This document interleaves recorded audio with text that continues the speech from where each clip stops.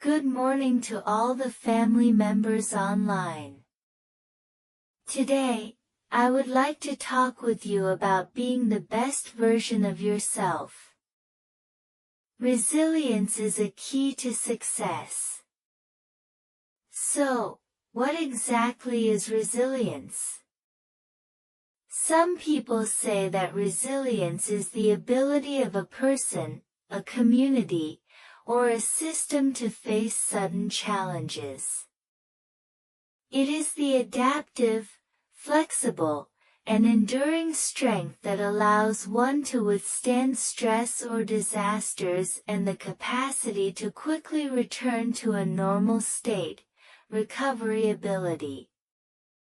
If we consider resilience today, even though it is so important, as a mental, spiritual, and personal ability, then we need to see how to overcome difficulties. People who can persist and not give up easily when facing obstacles increase their chances of success, and this is also an opportunity for learning and growth. Resilience allows us to learn from failure and continuously improve ourselves, and it also provides the motivation to keep moving forward. When facing long-term goals, resilience enables us to maintain our momentum even while facing short-term challenges. Resilience also helps us adjust our strategies during appropriate changes and find new solutions. In short, resilience is the strength to face challenges and the ability to keep moving forward to ultimately achieve our goals. So, what's next? Since resilience is so important, let's look at 7 ways to cultivate it. Former CEO Jensen Huang mentioned in a business magazine interview that there are 7 key methods to develop our resilience. Many of us often think that resilience can only be built through major hardships, but Huang mentioned that, in fact, it can be cultivated quite easily through the following 7 methods. What are these 7 methods? Let's take a look. The first method is keeping a journal. The second method is painting and sketching. The third method is cooking new dishes. The fourth method is learning music. Next is gardening. The 6th method is volunteer work. The 7th method is storytelling. Now, let's go through the 7 methods one by one. The first method, keeping a journal. Why does journaling help enhance our resilience? If we maintain this habit for just 1 week, we will discover a magical power. When you write in your journal, you can release stress through writing. In the journal, through the act of writing, our mind is free from worries and entanglements. Whether it is interpersonal issues or work-related stress, they can all be relieved through words. Therefore, journaling forms a foundation for our psychological resilience. Next, let's look at the second method, painting and sketching. Why can painting and sketching cultivate our resilience? Because no one can create a perfect artwork on their first try.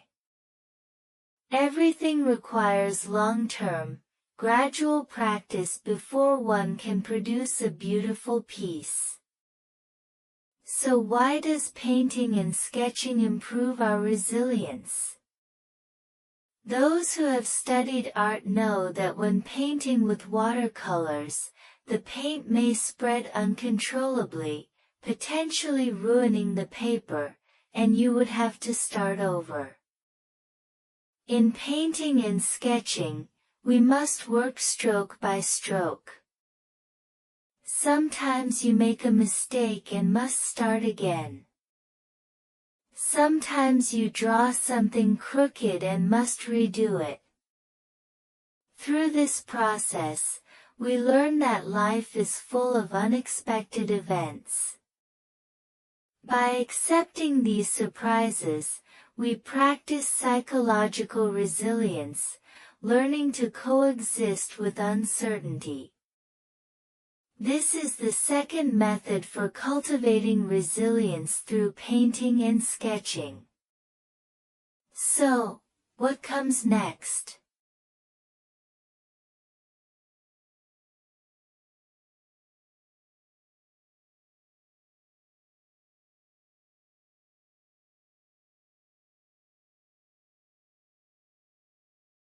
Now, let's look at the third method.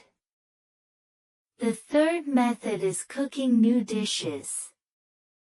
Cooking is full of steps and requires knowledge. It may seem like failure at times, but it is a process that trains us to coexist with mistakes. When we fail, we try again. When we fail again, we try once more. Through this process, we also develop our psychological resilience. Life cannot be entirely under our control, so we must learn to coexist with mistakes, cultivating them as part of ourselves. Next, we move on to music. The fourth method shows us that learning music can also cultivate resilience because long-term music practice teaches us one thing: progress is gradual and cumulative. It cannot be achieved overnight. More importantly, we must coordinate with rhythm, which forces us to learn patience and timing, combining with the beat to create a beautiful piece of music. This process also cultivates our inner resilience. What about the fifth method? It is gardening, which is particularly special. Why can gardening cultivate resilience? The greatest lesson is patience. We all know that if we plant a fruit tree today, we cannot expect it to bear fruit tomorrow, or the day after. Immediate results are impossible. Therefore, we must learn to wait patiently. We need to continually water, nurture, fertilize, weed, and ensure proper sunlight. If you overwater, the roots may rot. If there is insufficient sunlight, photosynthesis is limited, and growth is stunted. We must learn to wait and maintain balance. Too much or too little is not the key to success, but is the nourishment that cultivates our resilience and patience. Next, the sixth method is volunteering and service. Volunteering is even more special. Why can it cultivate resilience? Volunteering can improve attention and redirect focus, while also allowing us to step out of our own world and gain broader perspectives to see problems from different angles. This kind of activity cultivates interpersonal resilience, the willingness to connect with others. It reminds us that we don't need to control everything. We can still influence things through our own actions. Next, The seventh method is storytelling. This is particularly unique. How can storytelling enhance resilience? It is more abstract. When you learn to describe difficulties, transform challenges, adventures, and failures into opportunities, and reinterpret pain as growth, you are not just coping, you are creating meaning in the context of past experiences. For example, during World War II, there was a survivor named Viktor Frankl. He once mentioned, "When we cannot change our circumstances, we are challenged to change ourselves." Psychologists call this the construction of meaning, which represents the highest level of resilience. He turned unchangeable external circumstances into a story of strength, changing the way we relate to setbacks.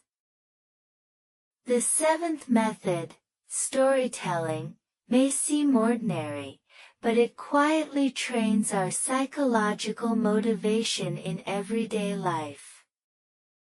When we live in the present, we no longer constantly think, "Why do problems always happen to me?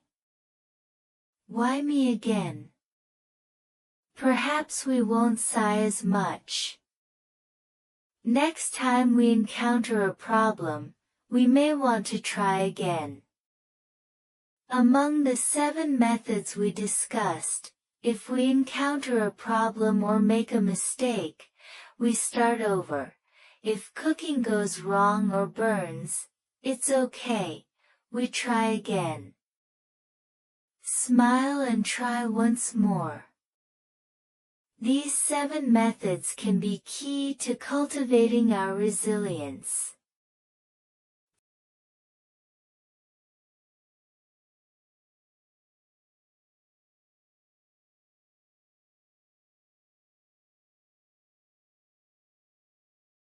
Today, I want to talk about how storytelling can strengthen our resilience, and I will share 3 stories. The first story is about courageously finding meaning in life for others. The incident happened on an ordinary street. A taxi crashed into a guardrail and caught fire immediately. The fire spread to the back seat, and thick smoke filled the car, with the risk of explosion at any moment. In this critical moment, a pair of brothers rushed forward, disregarding their own safety, and ran to the burning taxi to open the door. They found the door stuck and could not open it, so they tried to pull the driver out through the windows. At that moment, they discovered the driver was trapped and could not move. As the fire intensified and the situation became more dangerous, they once considered giving up. But then the driver woke up and weakly said, "Thank you. The car is about to explode. You need to get out." Most people would probably run away. After all, everyone fears death. But the brothers said to the driver, "Hold on, we will definitely get you out." As they struggled to rescue the driver, another passerby also risked his life to join them. The brothers told him, "Don't come any closer, it's very dangerous. You should leave." But the young man still bravely joined them. Together, the 3 rescued the driver. Afterwards, someone asked the older brother of the pair, "It was very dangerous. Why didn't you run away? The brother replied, my younger brother was beside the car, and the driver was inside. How could I abandon their lives just because it was dangerous? Someone interviewed the younger brother, when your brother told you to leave, why didn't you? He said, my brother was trying to save the driver. How could I walk away? Finally, someone asked the passerby, when you went over, they told you not to come. Why did you join them? The young man said, they were already working so hard to save the driver. How could I just stand by? Lastly, someone asked the driver himself. Normally, in a crisis, people would say, please save me. But the driver said, you all need to get out quickly, it's very dangerous, the car is about to explode. After listening to these stories, what are your thoughts? What do these stories tell us? When we witness these critical situations, dear friends online, what does courage mean? Courage is not the absence of fear, but in moments of danger, it is thinking of others and using inner strength to transform fear into a responsibility toward them. It is precisely because of this that their lives gain meaning at that very moment. This is our first story. The second story also illustrates how to strengthen our resilience, by bravely facing ourselves and taking responsibility for the realities of life. This story takes place in a region of South Korea, where a poor child, to make a living, helped his parents with small businesses from a young age. When he reached high school, he sold popcorn at the entrance of an elementary school to pay for his tuition. While working, he was always drenched in sweat, covered in smoke and oil, with blackened hands and dirty clothes. Compared to the neatly dressed, smiling girls around him, he felt extremely self-conscious and inferior. Later, his mother asked him to sell at the entrance of a middle school because business there was particularly good.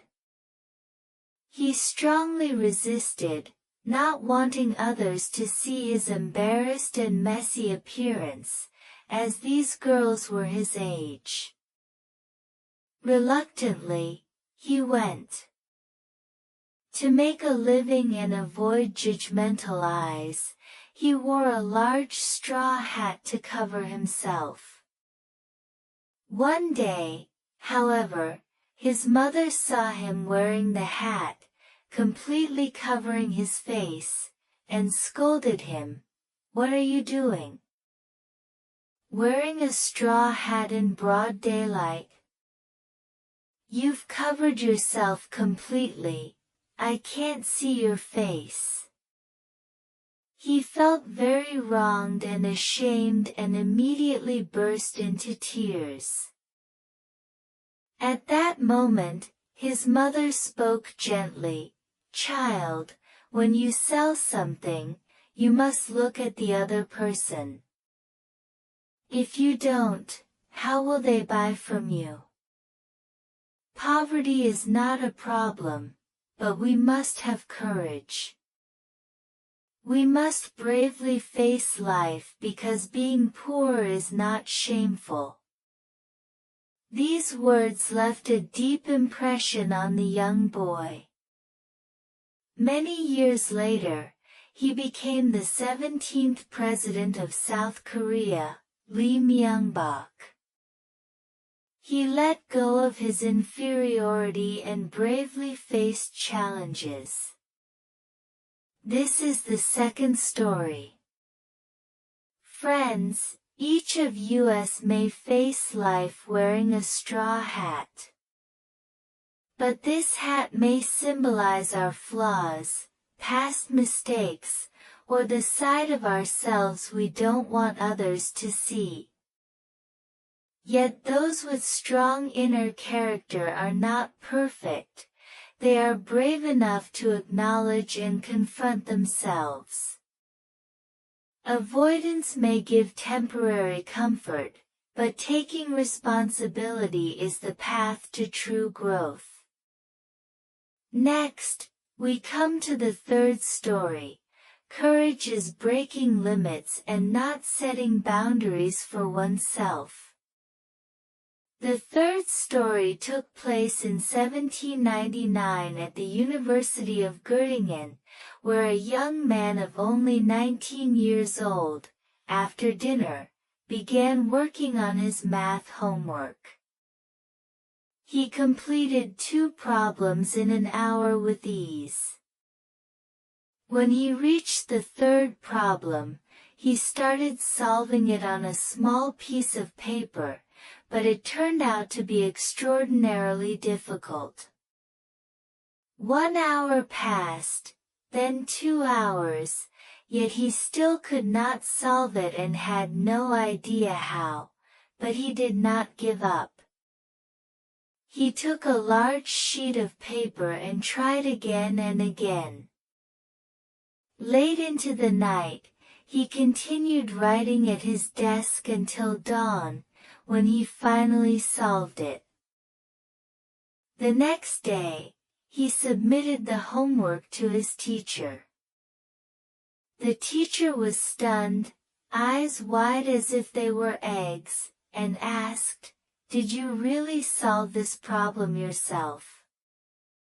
The young man replied naturally, "Teacher, although it was difficult, I stayed up all night and finally solved it." The teacher was deeply moved, nearly in tears, because this problem had remained unsolved for over 2,000 years. Archimedes could not solve it, Newton could not solve it, yet this 19-year-old solved it in a single night. He was later called the Prince of Mathematics.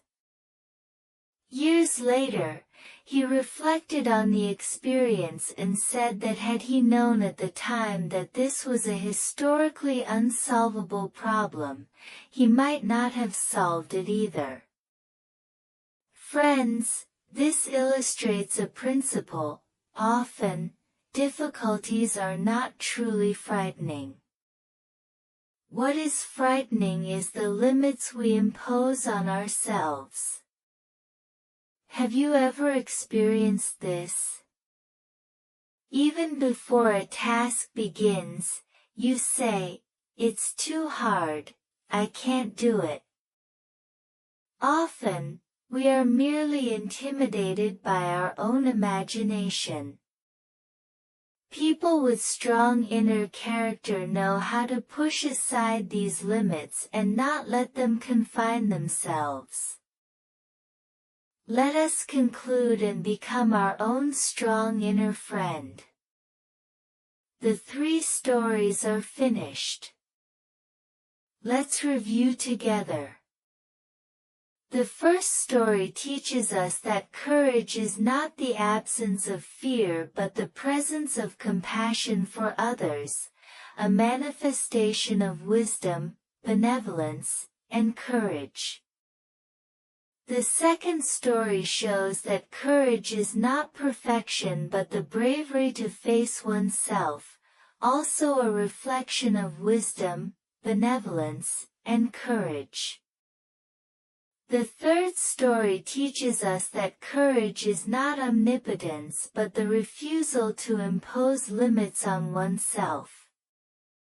Those with strong inner character can turn fear into courage, inferiority into strength, and the impossible into possible. Finally, I invite you to reflect, in your life, what kind of strong inner person do you most want to be? The one who reaches out to help others in danger. The one who bravely faces oneself. Or the one who breaks limits and challenges oneself. May we all become such people. May we all become strong within ourselves. Today, I have shared these stories with you. I wish everyone happiness, health, and family well-being. Thank you.